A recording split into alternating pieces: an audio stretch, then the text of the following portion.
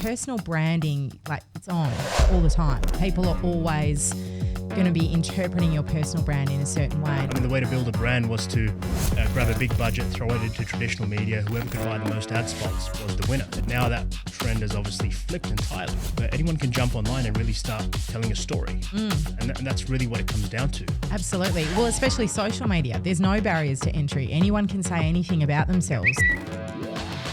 The digital platforms are an amplification tool. Right? They're not the story. They amplify your story. They amplify something you have to say. But if you haven't figured out what you're going to say, then exactly. We can't create miracles for you. Hello, everybody. Welcome to this week's episode of The Art of Demand. It is a very exciting episode today because it is, in fact, the first one of the show. In a world where digital platforms and the I want it now economy has taken over the way that we operate in every aspect of life and business, many sales, marketing, and business teams are being led astray. We're focusing on vanity metrics, clicks, impressions, shares, even leads, MQLs. Marketing was never meant to be about all of that. It's time that we bring the conversation back in marketing to what it was always really meant to be: generating, capturing, and converting demand into valuable customer relationships. If you can find and influence your audience to demand what you have to offer and demand what you have to say, you can scale and grow any organization with infinite potential. On this show, we're going to be running through a range of tactics, strategies, and discussions around mindset to develop your company into a growth-driven, demand-driven organization and practice the art of demand. So on this week's episode, I have Lanna Hill with me. Lanna, first of all, welcome to the show. Thanks, Ali. I'm excited to be here. It's I think this has been some time in the making. We've spoken about a couple of different conversations, but it was time to really make this happen, right? Yeah, as I said to you, I'm really impressed with the process and the thought that's gone into the art of demand and the whole kind of purpose behind it. So yeah, I'm very excited. Lovely, thank you, thank you. For the benefit of the audience, so Lanna is I don't want for anyone who's watching the video version, I don't want them to be fooled by her young looks. Lanna is a super mum with over 20 years experience in small and large business environments. And the thing that really excited me about having a conversation with you, Lanna, was the fact that, PR strategy has quite a connotation attached to it, right? But you're an individual with a lot of aptitude around sales, marketing, branding, and commercial strategy, and combining the different disciplines and really paying attention to and leveraging all of the different tools that are available to an organization. That's really how you drive success, right? So with that in mind, I mean, today's conversation is all about how we accelerate performance in a sales, marketing, or business context using PR strategy, how we drive growth. So first of all, I mean, tell me, Lanna, how are you feeling about this conversation? After an intro like that, that was a thank you. It's very, very kind. How am I feeling about this conversation? I really like the conversations we have, Ali, because they do go fairly deep. But I think that, as you said in the intro, I guess when you look at marketing, sales, PR, and it is something that I really like about you and what you guys do at Invicta, not to make this sound overly promotional, but it is holistic. You have to look at it as a part of a total machine, I guess. So, I'm still feeling good. Let's jump into it. So let's do it. Let's segue, I guess, then into the the first part of this conversation. What I would love to unpack is really what PR strategy is all about. As business leaders or business builders, we're all pursuing ways to raise our status or profile or yield more attention. Right? We're all on this journey to try and acquire more customers or whatever it is that's important to us. Yep. And through my experiences over the years, alongside working with you directly as well, I've come to recognize the value or how great of a value a strong PR strategy can bring to your business. But typically PR strategy, and I might be speaking from a little bit of experience here, but PR strategy, either comes across as something that you do when your company is in crisis and it's reserved for the corporates, right? So there's some connotations attached to it, or it's perhaps you've seen shows where the famous individual has this PR person that saves them after a night out where they've been photographed doing things that they shouldn't be doing. But yeah. I've come to learn PR strategy is so much more than that, right? So I want to understand in your words, what is PR strategy? Big question, yeah. It's all of those things and more. So is it crisis management? Absolutely. Is it investor relations? Absolutely. Is it editorial media, which is what Leverage specialises in and which is, I guess, where my skill set lies? Yes. But media is only really one part of PR and it's, public relations. Yep. So just, it is how your brand is perceived in the public arena, and it is things like even launch events, it's public, workshops or whatever. So it's really about how you engage your audience around your brand message in really simple terms. So, and you'll find there's lots of different PR agencies out there that specialise in lots of different things because it is such a broad area. You don't want to try and be, everything to everyone. Yep. Why? I mean, I've obviously had my own experiences with PR activities, right? And one of the things I've come to recognise is that PR, marketing, sales, branding, they actually all overlap quite nicely. Yeah. And sometimes it's even difficult to separate each of these, right? Why should people pay attention to PR strategy? Why is it something that they should adopt if you think that they should? Yeah, really good question. And yes, I definitely do think PR should be adopted. And again, it might just be one part of the overall PR machine that a business chooses to adopt. But yeah, they totally overlap. Why should it be considered? Because, brand storytelling, brand engagement, really genuine, authentic connection with audiences, not just your potential audience, but your current audience and customers. Yep. It's so critical, and it is about being top of mind. I think we all get so many marketing messages all the time, sales messages, however you want to categorize it. The messages we get are so frequent and kind of overwhelming at times. You have to make sure your message is connecting authentically and cutting through. And I really do think that, especially editorial media, but other things, speaking, whatever, all the different things that we can use, those things working in tandem is what will create that really long-term engagement. Yeah. For the context, I think for the audience, I'll also clarify that the PR exercises, activities, or the branding that we develop can apply in a company or a personal branding context. Yeah, absolutely. And so what are the benefits for either, depending on which strategy you decide to embark on?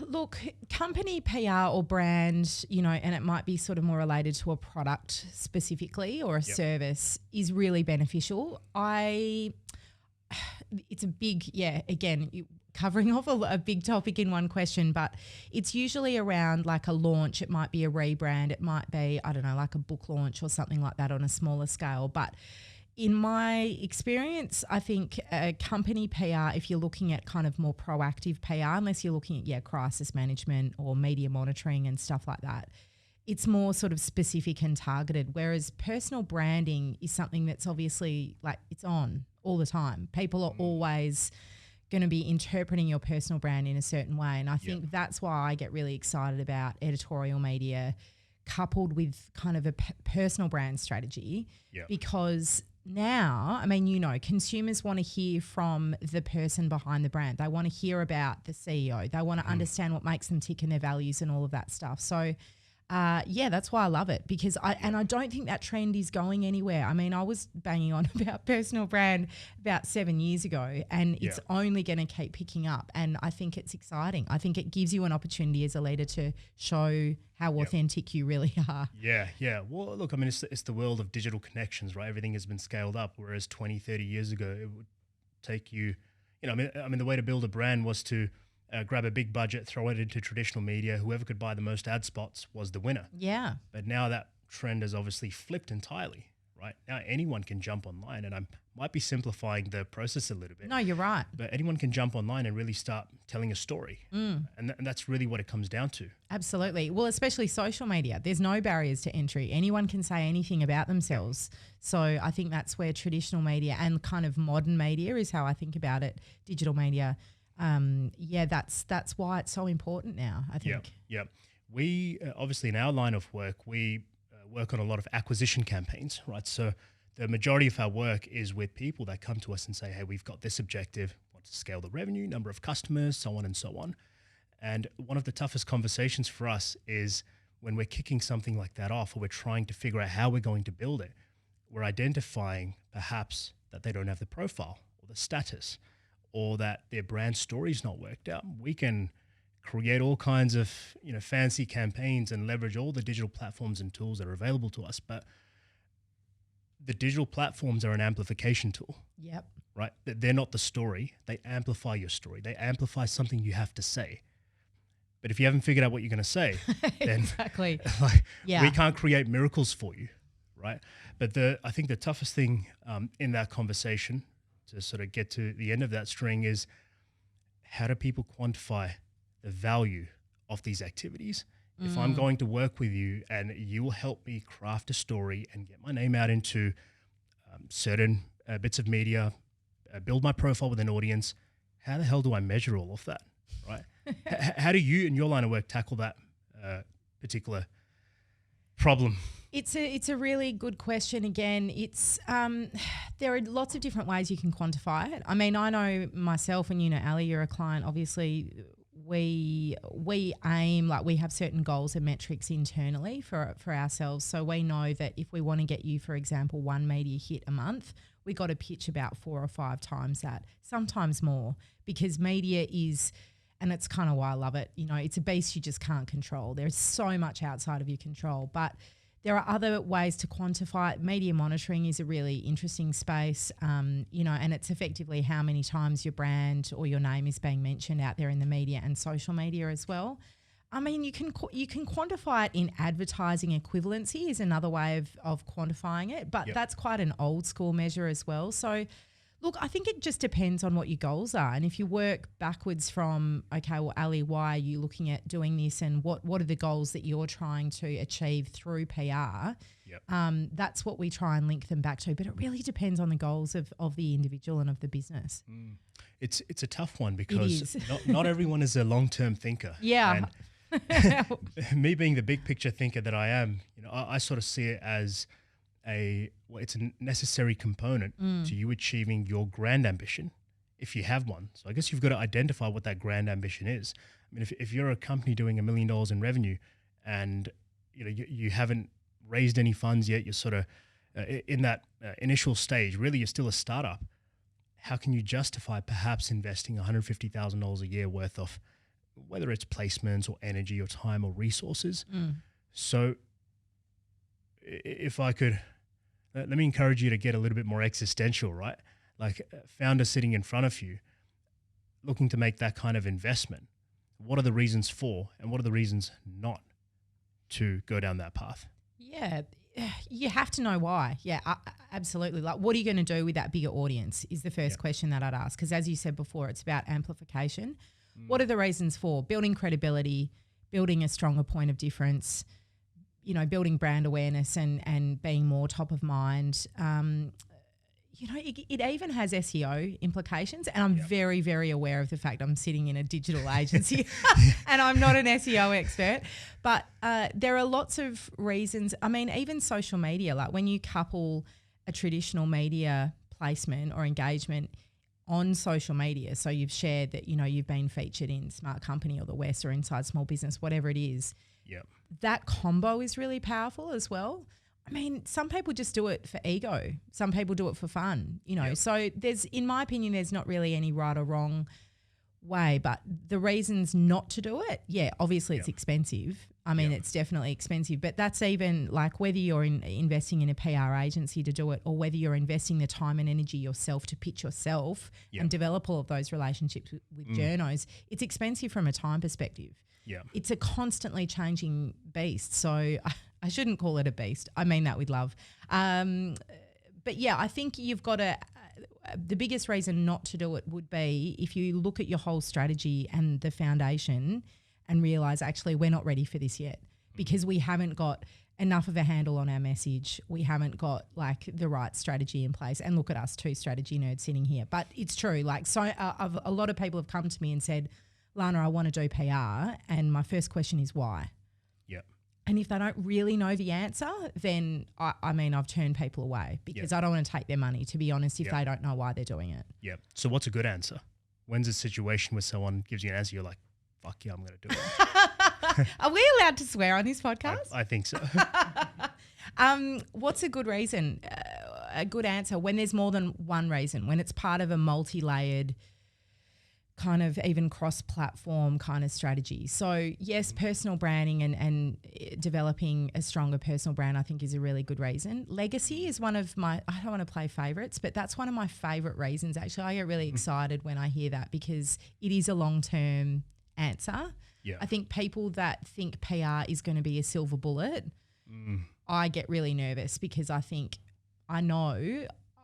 yes, I'm reasonably good at what I do, but I can't create miracles. The media is just not that kind of thing. Yeah. So, I think when there's more than one reason, it might be a bit of personal, it might be a bit of business. That's when I get excited. There's an opportunity to tell the story.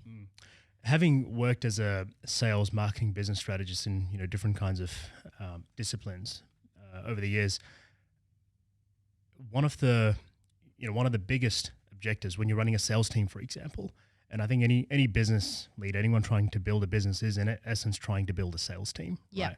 Whether it's directly through their own effort or they're trying to find someone to do it, even if they're doing their own sales, if you're earlier stage, one of the things that you want is for people to regard you when they get to you.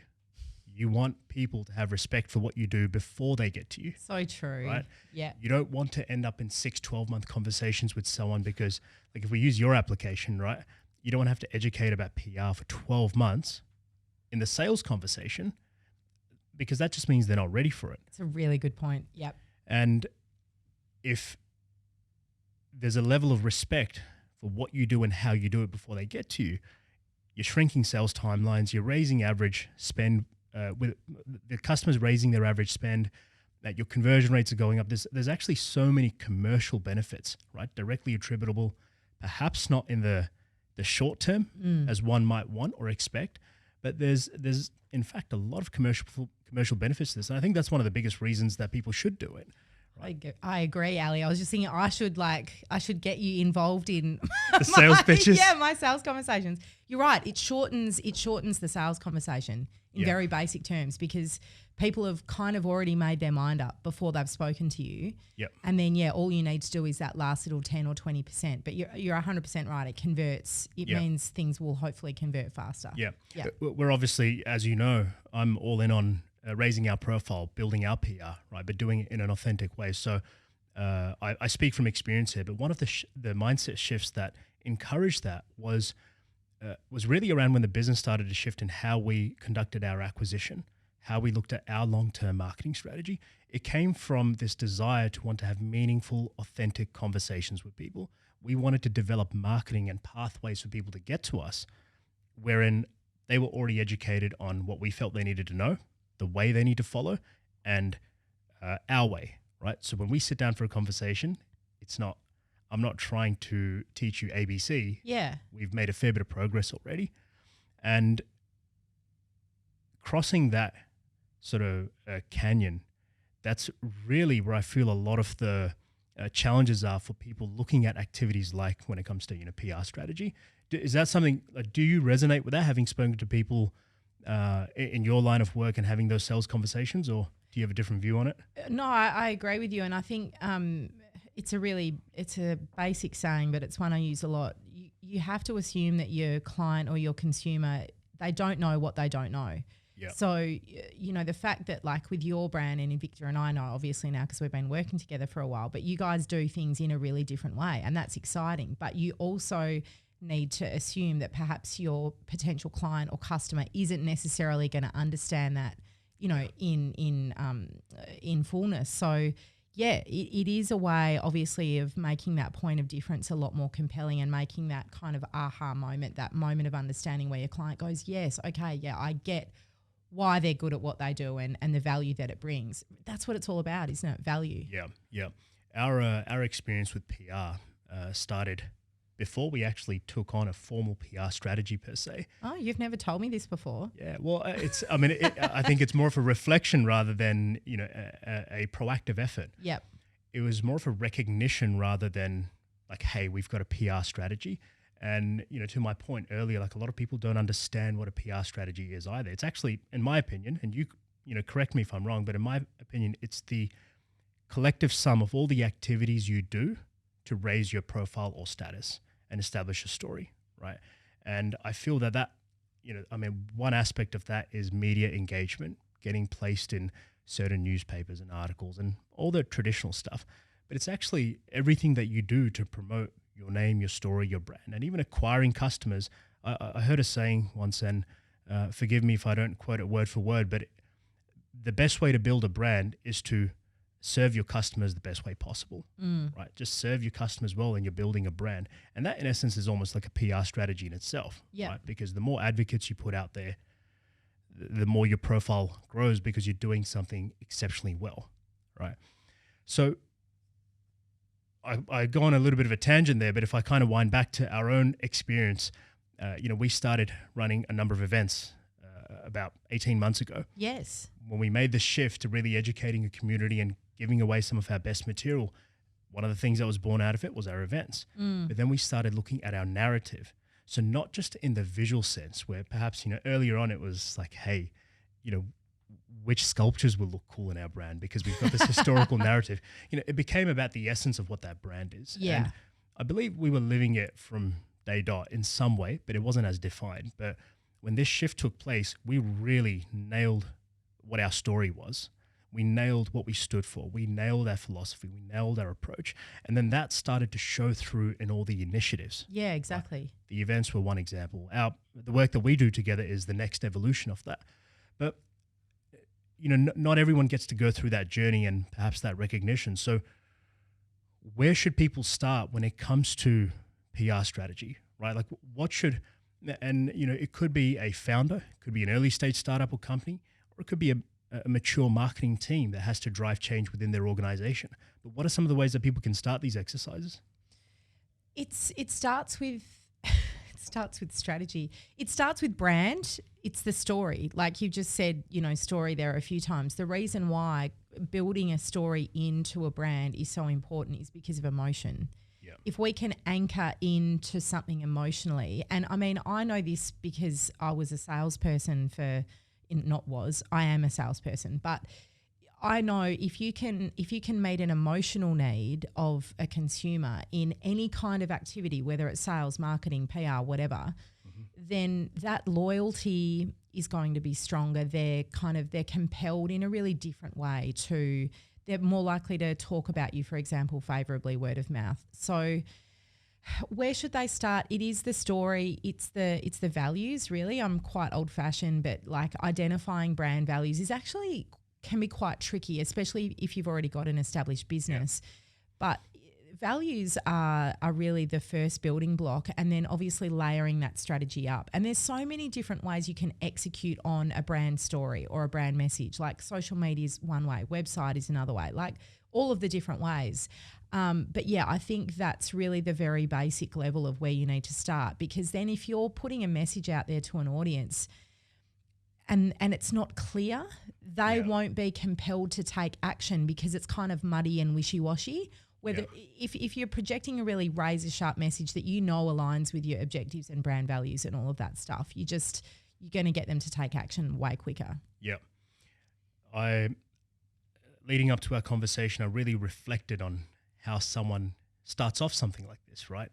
And one of the examples that came to mind was the Marvel universe. I'm a Marvel fan, so I like this. I've been watching those films as far back as you can go. Awesome. But what are the things that stand out in the Marvel universe? When you look at each story, right? Every single hero villain has an origin story, and you know them for that story. They're archetypes. Yeah. Correct. And in fact, I think a lot of marketing literature probably has used the Marvel archetypes as examples as well, right? But they all have an origin story. They all have a vision story. The values are then clear as to what they stand for. And then that same story is repeated again and again and again. Exactly. It's consistency. Yeah, it's trust. There has to be a level of predictability because your audience is going to resonate with one archetype more than another, for sure. So would I be right in saying that perhaps a good place for a lot of businesses or founders to start is to determine what their origin story is, determine their vision story, and just work on repeating that everywhere? tell it to everyone, post it everywhere. Yeah, definitely. I mean, yeah, it's, again, because we've worked together, it's the archetype exercise is one of my favorite things to do. And one thing, actually, a point to make is often your business archetype and your brand archetype is going to be different to your personal brand archetype. We had a bit of debate on that, right? We did. We totally did. But yeah, it comes back to psychology, which is, obviously good marketing has that psychological element. But again, it anchors back into emotion. So I think, yeah, obviously we're here talking about PR, but with anything brand, marketing, storytelling, any of that stuff, you've got to anchor back into something really concrete because otherwise it's just noise, and there's so much of it out there. Yeah. I want to circle back to the question of commercial value, right? My sense or experience tells me that the toughest thing that people deal with is in understanding what PR strategy can do for them, just like with branding and any activity that's not as directly measurable. And basically having the stomach to invest in it or knowing what to go and look for, what to invest in and getting started, right? I outlined some of the things that I believe drive direct commercial impact, and the sales and marketing aspects are an obvious one. But in your experience, what other benefits have people derived from a strong PR strategy that's well executed, that has gotten cut through? Are there any particular examples that you've seen where someone's really achieved something? Yeah, definitely. And look, you've got to look at PR more broadly now in answering that question than just media. But and I speak from experience, the same, this is what happened to me and this is part of the reason why now I do what I do. But when I started doing more media as, a consultant running really a very small business, I was being approached by a larger demographic, so East Coast as well as over here, for paid speaking opportunities, brand collaborations. Just my kind of pool of opportunities got wider. It became more lucrative, I guess. And I think that's also what you need to consider with something like media. It does dovetail really nicely into other things. I have heard I don't want to say plenty, but a lot of stories of one media engagement having a transformative effect on a business. It's not something you ever want to promise as a PR, practitioner. I'm going to hold you to that now. It's possible. All I heard was it's possible. It is possible. But again, there's so much in the media about being in the right place at the right time. The media narrative is something you just can't control. All you can control is your brand, your story, what you're doing. And yes, of course, the quality of your message and all of that stuff. But because media, you don't get paid for editorial media as the expert. So you're the expert, Ali. You won't probably, not to say again, it's impossible, but the talent or the expert doesn't get paid for an editorial media engagement. You are selected on the basis of your opinion and your expertise and your skills. Whereas obviously for a speaking gig, but if you get selected for a speaking gig because the person planning it has seen you in the media, that's where it's exciting, right? When you couple all of those things together. So that's how I like to look at it. And look, that's why we do it the way we do at Leverage, because it's not just one part, it's all of those things working together. Yeah. There was an article written actually back in '96, and I find it's still just as relevant today. You can find it in the Harvard Business Review. Michael Porter, they call him the king of management in essence, but he has written an article called "What is Strategy?" Right? What is strategy? We throw the word around like it's a free for all, right? Yeah. We distribute it like we're all masters of strategy. But what is strategy? Can you say what strategy is? I won't throw you under the bus. That is a good look. The thing that I'm going to sort of answer your question indirectly, there's a massive difference between strategy and tactics. I define strategy as, I guess, the overarching plan.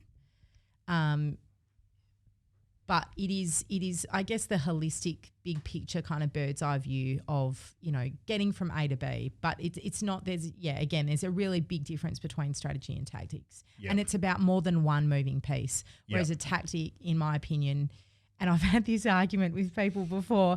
I don't want to argue with you, Ali. Whereas the tactic is the immediate action that gets taken. Strategy is the overall plan. Yep. Did I get that right? You're covering parts of it. No, we're on the right track. Look, in his article, so Porter speaks about operational effectiveness and strategy and draws a distinction between the two. Yeah. Operational effectiveness is doing things in your business in a better way, right? But if you just continue to do something in a better way, anyone can emulate that. Yeah. Right?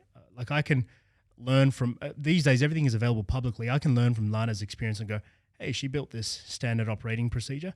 Let me also do it in a better way. Yeah. Right. Whereas strategy goes beyond that, right? Strategic propositions, value propositions, once developed, they are the differentiators, but they need to be discovered.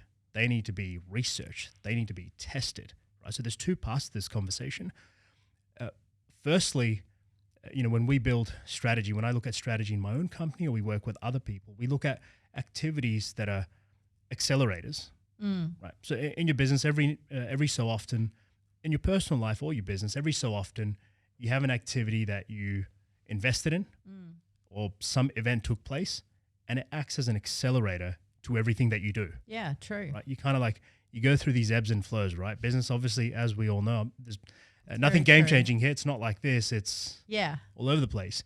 And those accelerators are what propel you forward. Now, my view on this conversation around activities like PR strategy is that that's something that needs to be considered as an accelerator, but it has to be discovered because you're building a story. You're not, it's not a Lego box with a clear description of where each piece goes and you just build it together. Yeah. You have to go discover it. Absolutely. Right? And you have to test it. So you've got to be invested in it. So to expect that you'll just go into this thing and then you'll get all the yield you want, that's obviously, that's very naive. It is, yeah. Secondly, so you made a comment before about how, one activity will feed into the next. And one of the things that he speaks about in the article is fit of activities, activity fit. In a good strategy, one activity fits the next. It's an interlocking fit. Yeah, right. So the value of one successful activity is perhaps 1 unit, but the value of 2 successful activities is 4 units. It's not direct. Wow. It's not relative, right? So it's not each one gives me 1. It's kind of like, if I put 100 people in front of you, right? And out of those 100 people, you go, I'm an incredible salesperson, Ali. I will close 30 of them. I'll close 40 of them, right? I would. Yeah, that's why I was leading there.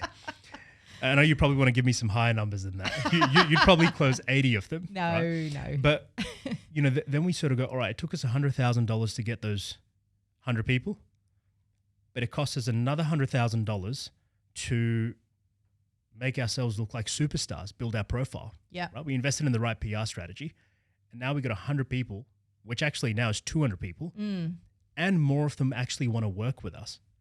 So I'm going to do some maths, and for anyone who's not I hate maths, Ali. and I hope I don't get the maths wrong either, but 30 of 100 is 30%. Yep. 30 of 200 is 60, right? But because these people now want to do business with Lanna because they've seen Lanna everywhere. Lanna's the superwoman, right? Instead of 30%, you've got 60% of people that want to do business with you. So you'd see 120 customers out of that instead of 60. Yeah. Right? I mean, if you, Like the numbers are right. In theory. So sorry, you don't have to try and calculate them. But what I'm illustrating there is, and I think not enough people understand this, it's that, yes, that $100,000 that you spend is a risk. So you have to make sound decisions in your strategy. Yeah. Don't go throwing money at something just because 2 people on a podcast said this is what you should do. But don't be afraid to invest capital just because you can't see the end yet. I couldn't agree more. So, that's like when we talk strategy, I really feel that that's where people's focus needs to be, in that there are activities which you can invest in. So if you're running lead generation campaigns, if that's the type of business you run, or you're a marketing team that's required to generate leads, and there are channels where you can do that easily. You can generate your 100 leads or whatever amount you need, and you can just continue to improve the performance a little bit. But you will only get so far with that. Yeah. Right. But then there are activities you will need to discover. That's a process that requires experimentation, faith, investment. Once you discover those, that's an accelerator that you might be able to leverage for the next 10 years. And I threw leverage in there as a little Thanks very much. Easter egg for you, but that's really the bottom line. Yeah, I agree. And I think it's about timing as well. You mentioned it somewhere in there about, we go through those times in our life, in our, personal and business life where, everything's moving really quickly and then it might sort of slow down a little bit. I would really encourage anybody that's thinking about it, media or PR or whatever it is, do the strategy first, because even though I have a relatively, certainly not as analytical as you, Ali, but I have a relatively analytical mind, I'm also, I guess, a bit intuitive in that you can feel when you're starting to step into that heavy acceleration zone as an individual or as a business. So if you've got that strategy sitting there and okay, well, not when the time is right, because it sounds a bit woo-woo, but, timing is everything. So if you know that there are factors at play that are going to, this is all very favourable and now we're going to enact our or activate our PR strategy, I think that makes a lot of sense because it's not going to be right all the time. Yep. It's not something you can extract a yield from, to use your language, all the time. But again, if you're taking that long-term view, I think, it's almost certainly going to have benefit. Yeah. Well, it's a mindset really, isn't it? Totally. It's, in business they say your network is your net worth. Yeah. One way of looking at things. And it's an extrapolation of that in essence. If you adopt it as a culture and as a mindset and you consistently chip away, you're consistently exploring, then eventually you'll find new lands. That's really how it works. Yeah, right? Agreed. Yeah, and sometimes it is really hard to measure, but I really respect the conversation that we've had around how do you actually quantify it, because it is hard. It is a hard thing to do. Yeah.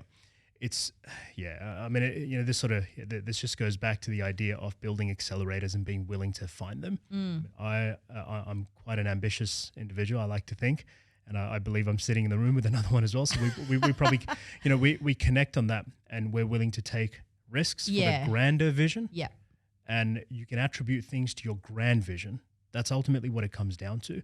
If something is not measurable today, which in this kind of instance it's not, it may be measurable down the line. So you just have to, if you can't measure in today's context, I think you've got to look at what is the broader context. What is it that I'm trying to achieve in 5 years or 10 years? How could this play a role in that?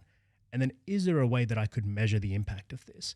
If my vision is to, just scale this company up as an example, right? And I know to do that, one of the things that we'll need is to attract lots of people, lots of talented people, and we want the best in the industry.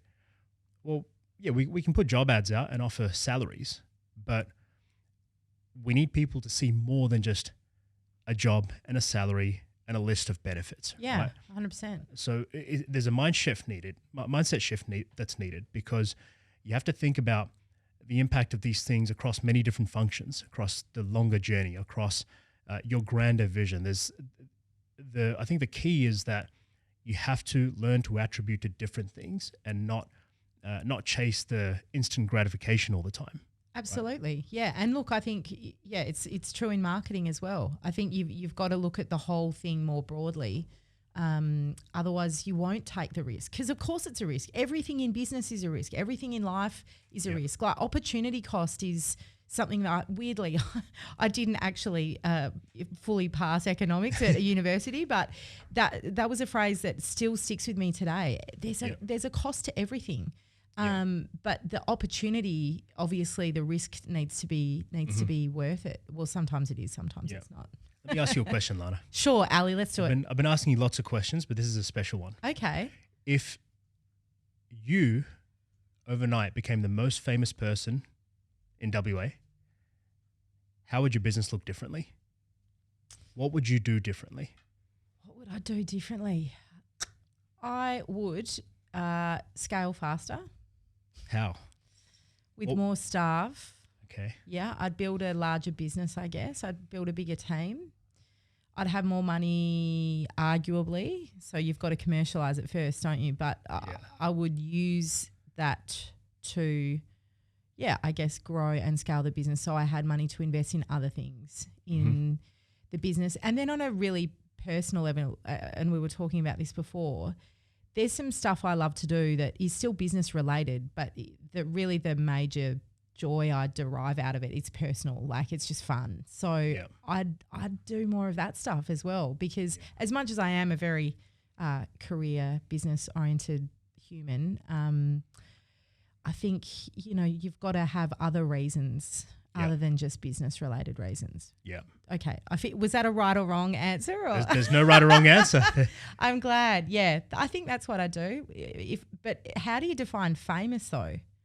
I know you're a man that likes definitions, but like, how do you fame? Is it like, are you famous or are you infamous? Like what's There's some circumstances where I'll overlook the definitions, but look, the mindset shift. So, my personal journey, mindset shift I've had to go through. And I think a lot of that's taken place in the last few months as well of us working together. Awesome. But one of the mindset shifts that I've had is that I'm an individual who I believe is fairly ambitious. Yep. I've got financial ambitions. I've got commercial ambitions. I've got lots of different ambitions. Yeah. And I am perhaps guilty of believing that some of the things I want to do in life and in the world and the causes I want to pursue, either through my own effort or through my company's, is something I should do one day. When I'm successful, then I can do it. I hear you. Yeah. But taking a more active voice in the public and reflecting on our brand, our narrative, our story as a company, and then seeing what that means for me personally, because I think when you're a founder, a lot of your personal values and vision is tied to that company. Yeah, of course. Yeah. I've recognized that the two are not apart, in that you can pursue your causes and there's nothing wrong with building a profile and extracting commercial value from that because more people know you because you're pursuing your causes. I think sometimes people think that, because it's a cause or it's something that I believe in, it needs to be detached from the commercial side of things. Yeah. Right. Like this shouldn't be promoting my business. It's not right. But what I've recognized is, and I believe where I'm leading with this is perhaps one of the biggest mindset shifts, is that I can genuinely pursue what I believe I'm meant to do. I can genuinely focus on the activities that I believe will further my visions beyond just this particular business. But then that will also support my business, because if you develop a profile, connections, and a network through whatever it is that drives and inspires you, that spreads around, right? And eventually the good shit you put out in the world will come back around to you, right?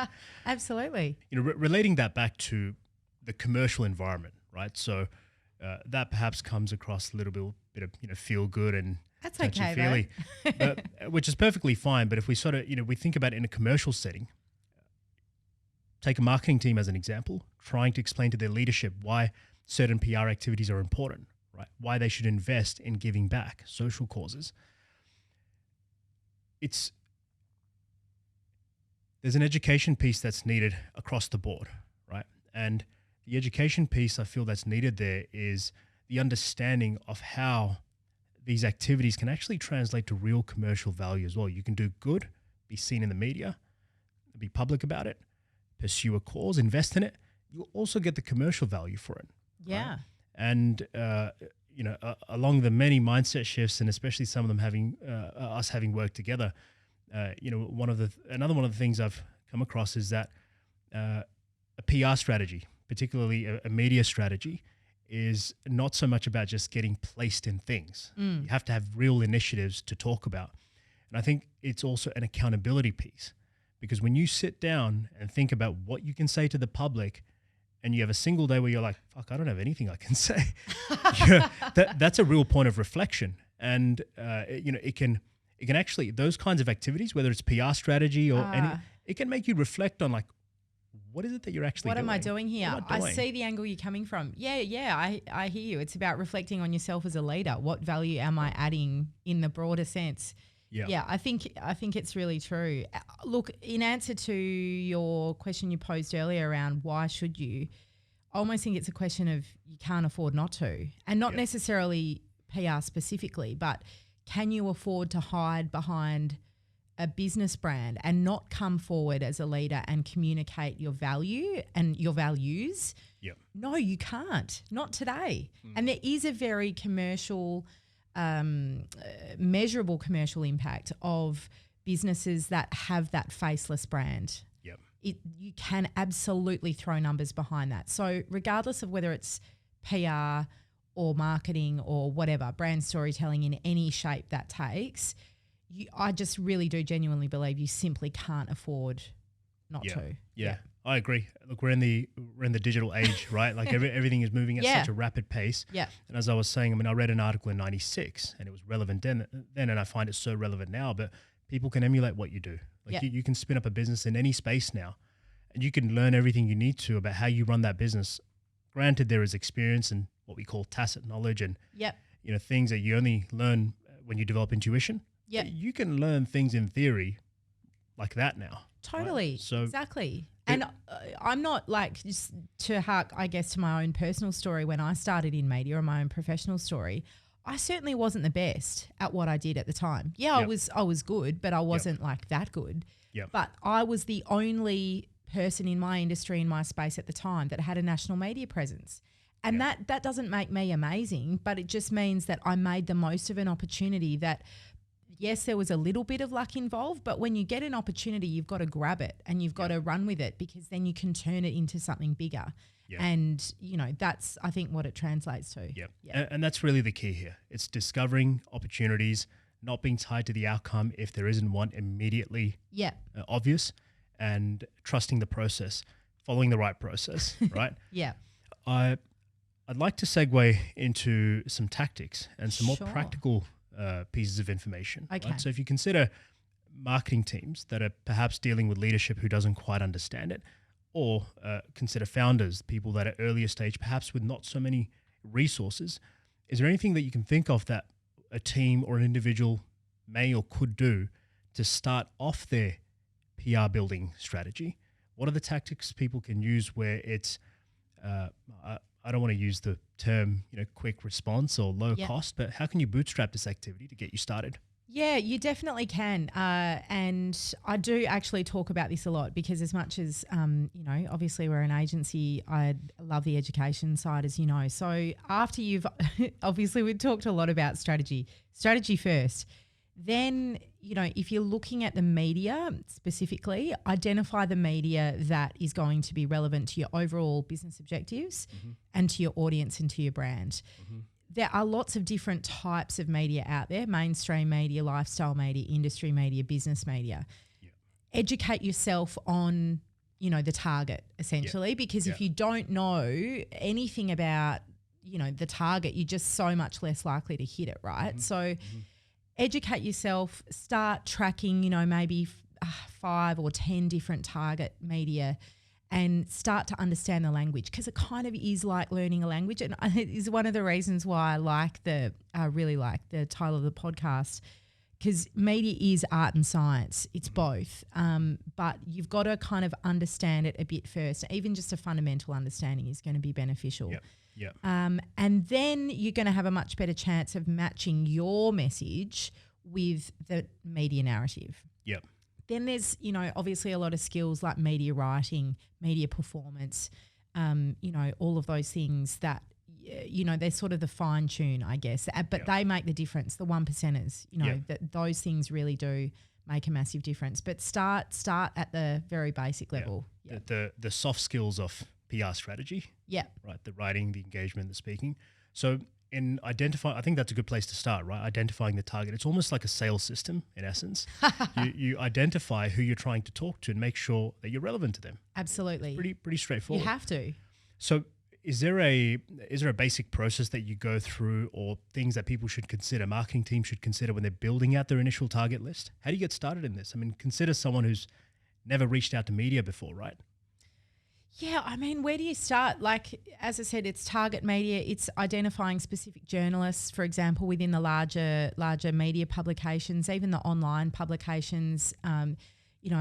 or the hybrid publications like AFR, Smart Company, or Smart Company is totally online, but identify the journalists and build relationships with them. It is a sales thing, Ali. It's like a long-term approach. And if you are looking to bootstrap it, you do have to accept that you must invest time in it, because you have to respect it. If you don't, anyway, I could rant for a long time about that. You've got to build relationships. It's not. You have to. Yeah, because it is such a discipline. Like we said right at the start, anybody can say anything about themselves on social media. Editorial media is so valuable because the barriers to entry are so high. Yep. So we can pitch a story that doesn't make it through because it's obviously there on editorial merit. So make sure that that respect is there. You educate yourself about the media targets, the specific journalists, but then obviously you always want to try and link it back into your own story. And I've never worked with a business or a brand that I haven't had that kind of discovery chat with, where I've gone, no, I can't hear a story here, or I can't hear a number of stories here. Yeah. So, it's really basic, but again, look at the problem you're trying to solve, look at the impact you're trying to make. And then understanding the media narrative is really, that is the most important part of it. You also have a habit of seeing the best in people, I feel. Oh, thank you. You're right. Sometimes that's good and sometimes that's bad. Yeah. But it's Thanks, Ali. That's a lot. But it is a trait, obviously that serves you in a certain way, but it's probably, I would imagine, as a tactic, it's a trait that people need to adopt to some extent as well. They've got to really reflect on themselves. And I think, I might be speaking for some of the business community here, but I think people can be hard on themselves too, right? Sometimes you have stories that are worth telling in the right setting. Perhaps, you wouldn't take it to Forbes or Channel 9 or whichever other mammoth you're thinking of, but in the right setting, there's a story worth telling. And it could be a small local podcast. It could be a little industry event, a gig that you should go and appear at. And you don't know what the value of that will be 2-3 years down the line. In fact, actually, you were telling me a story about a radio show that you appeared on, and you ran into someone just recently. Yeah. And they said, Lana, I heard you on that particular radio segment, which was legitimately, I think, like 4 or 5 years ago. Yeah. So. And how did you feel about that radio segment? Because that's the bit I remember. Oh, look, at the time, it was more of a broad kind of, I guess, a sort of fluffy segment. But I mean, I think what it boils down to is also your ability to connect with somebody, So I guess even the podcast, it's like when someone's listening to you talk, they're resonating with, I think I know who Ali is as a human, and I can connect with that. If you can't connect with someone or something or a brand or whatever, I think that's when, obviously the decision's going to take longer. That's a very kind thing you just said. It's true. But if you don't believe in yourself, and this is a sales principle, this is something I learned in my sales career, if you don't believe in it and you can't then communicate it to other people, how is anybody else going to? So if you can't believe in, okay, well, I've got the potential to tell this story or appear in this media publication or whatever it is, how are you ever going to convince somebody else to do it? Yep. So you kind of have to. Yeah. No, absolutely. I mean, I'm speaking from personal experience here as well, but I feel a lot of people fall into this bucket, which I know from experience speaking to other business owners and founders and their teams, in that they could have 20 good stories in their business, how they started, where they went, what they have to offer, what their background is before their business. There's so many things that they can use to build a voice, but they don't believe that's worth using in their voice. Yeah. And look, sometimes it does take an outside ear, to be fair. Correct. And that's definitely something that I learned as I came into the world of media. You do need to sort of train that ear up a little bit to understand, there's the media angle. There it is right there. You can kind of hear it. But again, it's something you can upskill yourself over time, and that starts with understanding the media. Yep. I'm curious to know, so you've been doing this a long time, right? How has the digital space changed the tactics that you use? What are some of the things that people can leverage with all of the digital platforms and technologies available to power up a media or PR strategy?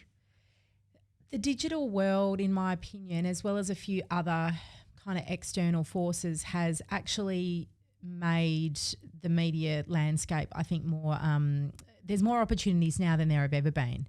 So like you mentioned before, there's podcasting, there's all of this niche media out there now, which is really exciting because those audiences are generally more engaged than, a broader, I guess, the Channel 9, the papers, etc. So I think the digital world has given us more options as consumers. It's given us more opportunities as potential commentators in that space. Go with the credible options, because I will say there's credible and otherwise out there in the world of media and digital media especially. But yeah, I think again, the opportunities are so much greater than there ever were. But on a negative level, I guess, or on a negative from the media's perspective, the churn of information is so much faster. So our expectation as viewers that when we're watching, whether it's Channel 9, whether it's a Facebook page of news and information, we expect to be up to the minute all the time. Whereas, when I was growing up, you'd sit there and watch the 6 p.m. news as a family, or we certainly did. And that was how you were getting it. It'd be the paper and it'd be the news and the radio. Whereas now we're expecting up to the minute stuff all the time. So that's quite hard to service, obviously, from a media perspective. But it does mean that the thirst for content is greater. So there are more opportunities. Again, maybe I'm a glasses half full person. No, absolutely. Well, I mean, speaking from the angle of someone that's practiced digital marketing for a long time, there's a huge opportunity because every digital platform's algorithm is essentially designed to serve more of what someone consumes, right? So if you have a story that's worthwhile, if you have a story that is relevant to a particular group, however large or small, and you get it into the right places with enough frequency, it's going to get served. That's it. And you might put 10 posts up and no one looks at them and you get no likes, but that's not the stuff that you need to focus on. If you continue to bring that story back, you publish the right content, whether that's social media, you're getting media placements, any number of activities, eventually it's going to get served. Absolutely. And look, if you might get a gig on a podcast or even in a community newspaper or a radio station that you feel like, oh, really, how many eyes and ears are on that thing? If you, and pardon my own, I guess mentioning my company name here, but if you leverage that piece of media, you can actually, the perception, because perception counts for so much, right? If your audience can look at that and think, oh, wow, like they were on that podcast or they were doing that thing, that's where the value is. It's not necessarily always only in that original engagement. So that's also, if I'm, dispensing practical advice, that's also what I would really, really encourage. And that's big and small business, put the thing in front of your audience, whatever that thing is. And are there any certain channels or common places that you would encourage everyone to start participating in? Is there something that's universal? Oh, yeah, LinkedIn's kind of my favorite, to be honest. Especially for a business audience. Is that your question? Yeah. I am a really, really big fan of LinkedIn. But again, it's the same with any platform. If you're looking at social media, I mean, video, obviously, and you understand that really well as a channel, or it's not a channel, as a format, I guess, of how we're consuming, it's critical. But yeah, social media platform, it's definitely my favorite. And just again, making sure that whatever the win is, making sure that your audience knows about it, because again, we're getting so many messages all the time. I'm gonna add a disclaimer. This is not a political podcast, but what do you think of Donald Trump? Oh wow, that's a really broad, big question, and I wasn't expecting that. I think he's kind of fascinating, but I don't like the guy. Sure. I mean, I remember when he was on, what was that TV show? The Apprentice. Apprentice, yeah. I was fascinated by his personality then. I think he's a dangerous man in all seriousness, but he's an interesting character. Yeah. Love him or hate him, I think he's one of the best examples of a PR mastermind. I mean, really what that guy's done is PR, right? Can't argue with that. And yeah, exactly. You really can't dispute that. Again, I say good and bad. Love him or hate him, right? And whether his practices are ethical or not, that's for a different kind of podcast or debate. But he's a PR mastermind. But for those that haven't watched The Great Hack, it's a documentary I encourage people to watch just to get an understanding of what we're dealing with when it comes to digital platforms as well. But it's the best example of mean, someone that went from being a joke to becoming a leader of the free world, as they say, right? and did it. I mean, so much of that was story design, delivery of the story design, leveraging algorithms, digital platforms to get that in front of the right people.